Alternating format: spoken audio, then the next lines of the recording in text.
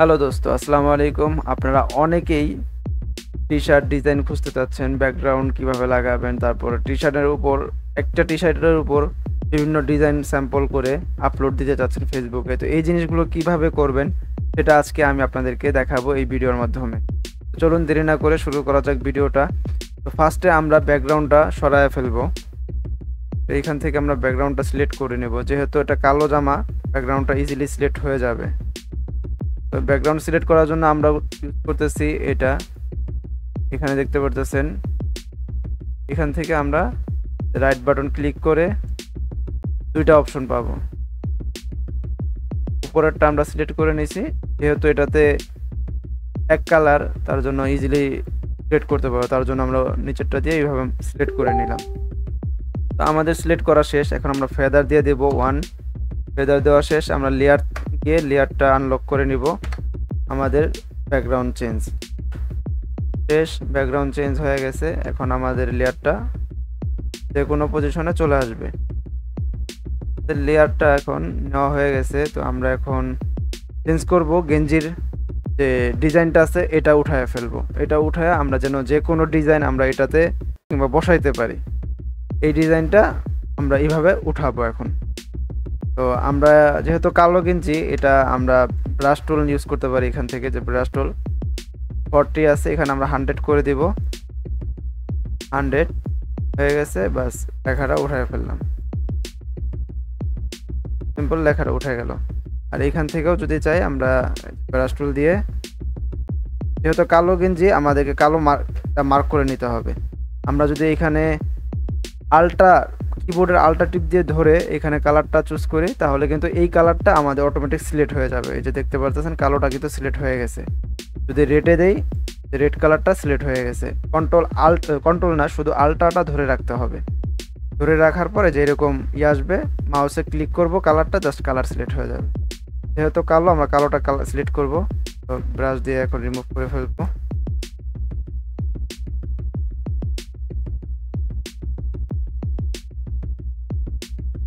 আমাদের ডিজাইনটা রিমুভ করা শেষ, আগে যে ডিজাইনটা ছিল। তো এখন আমাদের ব্যাকগ্রাউন্ডও চেঞ্জ করা শেষ, ডিজাইনটাও চেঞ্জ করা শেষ। তো আমি যেহেতু এইসব ডিজাইন কাজ করি না, তো আমার কাছে ডিজাইন করার নাই। তো আমি অন্য একটা গেঞ্জি থেকে ডিজাইনটা নিয়ে আসবো এই গেঞ্জিতে। সেটা কিভাবে করব দেখাচ্ছি আপনাদেরকে। আপনারা সেম প্রসেসিং করতে পারবেন যদি আপনার কাছে ডিজাইন রেডি করা থাকে।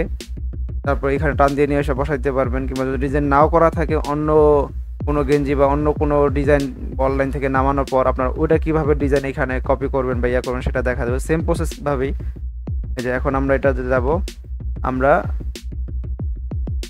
পেন টুল ইউজ করব। পেন টুলে গেলাম, এইখানে সেম থাকতে হবে। এই যে এটা এখানে থাকতে হবে, আর এটা ইউজ করতে হবে। যদি ইউজ না করেন তাহলে আপনার পেন টুলটা ঠিকমতো ইউজ করতে পারবেন না। তো এই পজিশনে রাখতে হবে। রাখার পর আমরা যাব এখানে, মার্ক করলাম, আমাদের লাইন বাই লাইন মার্ক করে যাব। মার্ক করে নিলাম। আপনারা যারা কাজ করেন আর তারা জেনে থাকেন যেটার এই লেয়ারগুলো কপি করার অনেক প্রসেসিং আছে। আমি যদি চাই এটা এখান থেকে ডাইরেক্ট টান দিয়ে নিয়ে কাজ করে রিমুভ করতে পারবো। আপনাদেরকে সহজের জন্য দেখাচ্ছি আমি কিভাবে নেই আর কি। এটা একটু সময় লাগবে, কিন্তু আপনারা বুঝতে পারবেন ক্লিয়ারলি।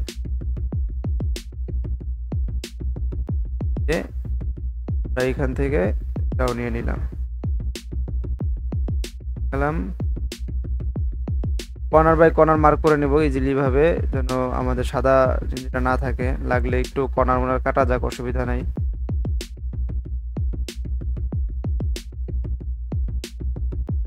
এখন আমরা কন্ট্রোল শিফট ধরে ইন্টার মানে টিপ দিয়ে ধরে রেখে ইন্টার টিপ দিব। ধরে রাখলে আমাদের যে এটা মার্ক হয়ে গেল, আমার এটা মার্ক হয়ে গেছে। আর সাইডে যেহেতু এটা রয়ে গেছে, আমি এটা এখান থেকে ইউজ করে এভাবে এই গেলাম। তারপর এখান থেকে চলে আসলাম। চলে আসার পর আমি কন্ট্রোল আর শিফট ধরে ইন্টার চেপ দেব। চাপ দেওয়ার পর এটা কিন্তু আমার মার্ক হয়ে গেছে এটা সহ। তো এখন আমি এই যে এটা এইটাতে ক্লিক করব। এটা নিয়ে এখান থেকে আমি আমার মূল ইয়াতে চলে আসবো। আসার পর মূলটা বড় করে আমি কন্ট্রোল টি দিয়ে এটাকে মার্ক করে ফেলবেন, মার্ক করে এক কর্নারে যাবেন, দেখবেন ছোট বড় করা অপশন পাবেন। এইভাবে আমরা ছোট বড় করে থাকি। আর আপনি যদি এটা ছোট বড় করার সময় শিফট আর আলটা না ধরেন তখন কিন্তু এটা স্মুথলি ছোট বড় হবে না। আমার মিলে গেল। এখানে শুধু বাকি আছে গলার সাথে মিলানো, তারপর একটু ছোট করে দেব, এখন হয়ে গেল। বাকি আছে শুধু এই যে সাদা জিনিসটা দেখতেছেন এটা। আমি বলছিলাম এটা রিমুভ করার আরেকটা অপশন আছে, যেটা এটা কিন্তু 11 মার্ক করতে গেলে অনেকটা ঘোরাঘুরি করা লাগবে, সেই ক্ষেত্রে শর্টকাটে একটা রিমুভার আছে। আমরা এখানে যাব, যাওয়ার পরে যে এইখানে যাব, যেটা দেখতে পারতেছেন এই টুলটা আছে, রাইট বাটন ক্লিক করব। রাইট বাটন ক্লিক করার পর আমরা এখানে 3টা ধাপ পাবো। 3টা লেয়ারের ভিতরে আমরা এই যে এটাতে যাব, 2 নম্বর অপশন যেটা আছে এটাতে, ব্যাকগ্রাউন্ড ইরেজার। এটাতে আসার পর এই যে যেই কালারটা আমরা দেখতেছি এখানে সাদা কালারটা, কারণ সাদা কালারটা থাকবে না। সাদা কালারটা যদি না থাকে সেক্ষেত্রে আমাদেরকে সাদা কালারটাই মানে সিলেক্ট করতে হবে। মিডলে যে পয়েন্টটা, টার্গেট পয়েন্ট, এটা সাদাতে রেখে আমরা মাউসের টিপ দিব, তখন সাদা কালারটা শুধু রিমুভ হবে। হ্যাঁ, এই যে সাদা কালারটা রিমুভ হচ্ছে, সাদা কালারটা রিমুভ হয়ে গেল। এখন দেখেন ভালোভাবে ক্লিয়ার হয় না, হালকা হালকা আছে। সেই ক্ষেত্রে আমাদেরকে আবার ফাঁকা মানে এই পয়েন্টেই রেখে আবার টিপ দিয়ে আমরা আবার ক্লিয়ার করব। মাউস পয়েন্টার চাপ রাখবো, এই যে ক্লিয়ার হয়ে গেল।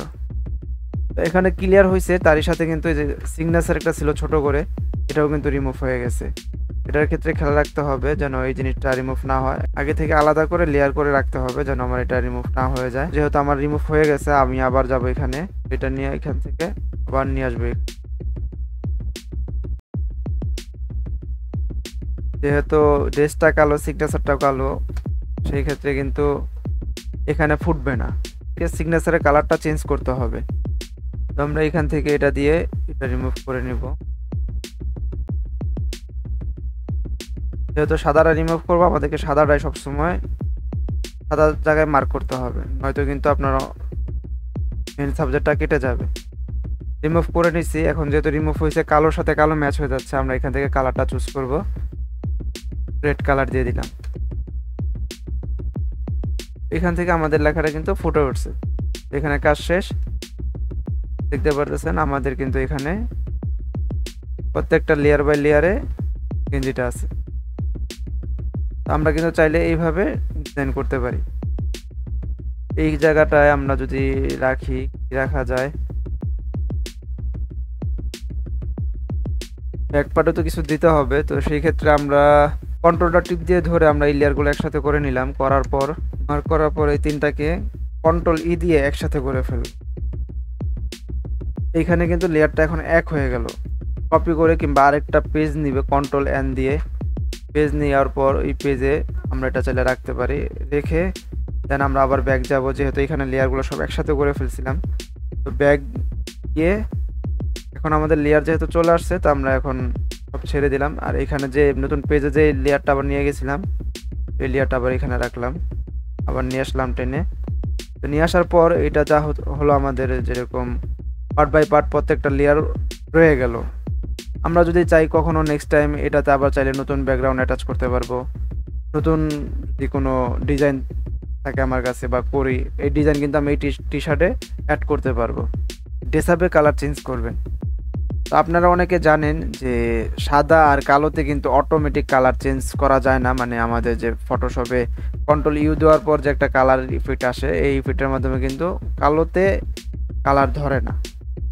আপনারা এটা অনেকে জানেন, আবার অনেকে জানেন না, সাদা আর কালোতে কিন্তু কালার ধরাইতে পারবেন না। তো অন্য যদি যে কোনো কালার আপনারা চাইলে ধরাইতে পারবেন। দেখেন এখানে কিন্তু কোনো কালারে পরিবর্তন আসতেছে না, যেহেতু কালো আর সাদা হলেও সেম জিনিসই হবে। আমি আপনাকে সুবিধার জন্য দেখাই দিতেছি। যেরকম এটা কালারিং আছে, এটাতে আমি আপনাকে কালার ধরাই দেখাচ্ছি। কন্ট্রোল ইউ দেওয়ার পরে যে কালার, আমি কিন্তু এখানে যে কোনো কালার একটা পুশ করাইতে পারতেছি বা ধরাইতে পারতেছি। এখান থেকেও আমি যে লাইট করলে যে কোনো কালার আমি এখানে চেঞ্জ করতে পারতেছি।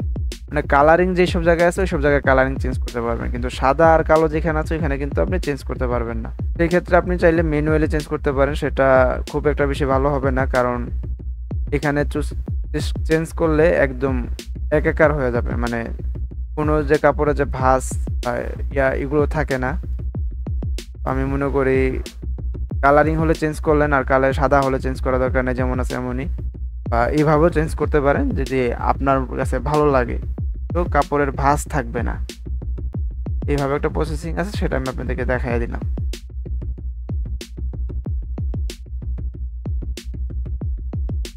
তো যদিও আমি আমার আগের ভিডিওতে ব্যাকগ্রাউন্ড কিভাবে অ্যাটাচ করতে হয় আর ব্যাকগ্রাউন্ড কিভাবে চেঞ্জ করতে হয় সেটা দেখাইছি, তো এখন যদিও আমি ব্যাকগ্রাউন্ড চেঞ্জ করে ফেলছি, তো আপনাদেরকে আবারও দেখাই। তো আমি বেশ কিছু ব্যাকগ্রাউন্ড ওপেন করে রাখছি, ব্যাকগ্রাউন্ডগুলো এখানে অ্যাটাচ করা কমপ্লিট। আমি এক এক করে ব্যাকগ্রাউন্ড বড় করে দেখাই, কন্ট্রোল টি দিয়ে মার্ক করে নিলাম, টেনে বড় করে দেখাই।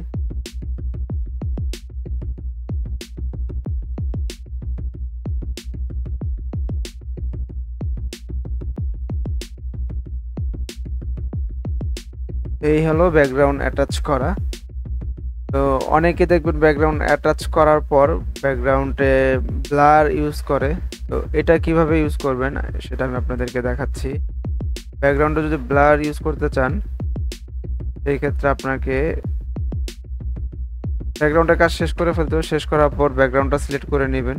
সিলেক্ট করা হয়ে গেলে ফিল্টারে যাবেন, তারপর যে ব্লার, তারপর বক্স ব্লার, এখানে যাবেন, যাওয়ার পর আপনার মন মতো ব্লার করবেন। যত বাড়াবেন তত ব্লার হবে, যত কমাবেন তত ক্লিয়ার থাকবে। তো আমি এটাকে 15 রাখি বা 20 করে রাখলাম। এখন মোটামুটি ঠিক আছে। ব্যাকগ্রাউন্ডটা একটু লাইট করতে হবে, সেই ক্ষেত্রে আমি কন্ট্রোল এল দিলাম। এল দিয়ে আমি এটাকে লাইট করে একটু কন্ট্রাস্টে রাখলাম। আমি এখানে কন্ট্রাস্ট করে দিলাম। তো এখানে ব্যাকগ্রাউন্ডটা দেখতে পারতেছেন এই অবস্থায় আছে। আপনারা যে কোনো ব্যাকগ্রাউন্ড ইউজ করতে পারেন, আমি এখানে ইউজ করেছি অনেকগুলো ব্যাকগ্রাউন্ডে। সবগুলো ব্যাকগ্রাউন্ড নর্মাল ছিল, আপনারা আপনাদের মন মতো ইউজ করতে পারেন। আবার এক কালারের উপরও চাইলে ব্যাকগ্রাউন্ড ইউজ করতে পারেন, যেরকম এটা এক কালার ছিল, এটার উপর এই কালার ইউজ করবেন কিভাবে। এই টুলটাতে চলে আসবেন, টুলটাতে টিপ দেওয়ার পর এইখানে দেখবেন অনেক কালার সিলেক্ট হয়ে আছে। এই যে এখানে চাপ দেওয়ার পর আরও অনেকগুলো কালার আপনার সিলেক্ট আসবে। আপনি যে কোনো কালার চুজ করে এইভাবে পরে এখানে আসবেন, এক কোণা থেকে আরেক কোণা মার্ক করে টিপ দিয়ে ধরে আপনি এক কোণায় স্লাইড করবেন, পরে ছেড়ে দিবেন, কালার চেঞ্জ হবে। যেই কালার চুজ করবেন ওই কালার অনুযায়ী আপনাকে একটা সুন্দর মিক্স কালার করে দিবে। এটা হচ্ছে ব্যাকগ্রাউন্ডের মিক্স কালার, একদম ফেদারের মাধ্যমে মিক্স কালার হয়ে যায় অটোমেটিক।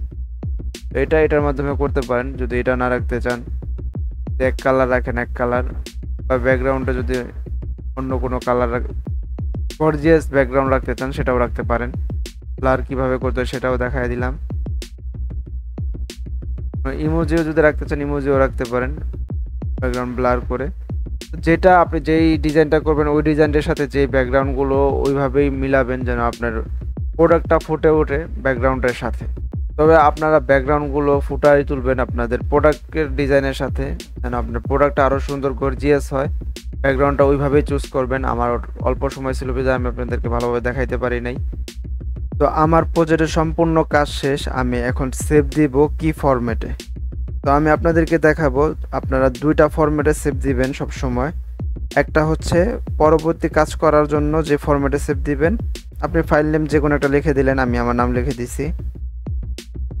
পরবর্তী প্রজেক্টটাতে কাজ করার জন্য যে ফরম্যাটে সেভ দিবেন, ফটোশপ পিডিডি যে ফরম্যাটটা আছে এটাতে আপনি সেভ দিবেন পরবর্তী কাজ করার ক্ষেত্রে। আমি এখানে সেভ দিয়ে দিলাম, আর আমার ফাইনাল হয়ে গেছে। এখন আমি অনলাইনে আপলোড করব, সেই ক্ষেত্রে আমি কি ফরম্যাটটা ইউজ করব। আমি বলবো সেই ক্ষেত্রে আপনি জেপিজি ফরম্যাটটা ইউজ করবেন। আপনি যে কোনো জায়গায় আপলোড করতে পারবেন এই জেপিজি ফরম্যাটে ছবি। তো আজকের ভিডিও এই পর্যন্তই। সবাই ভালো থাকবেন, সুস্থ থাকবেন। আল্লাহ হাফেজ।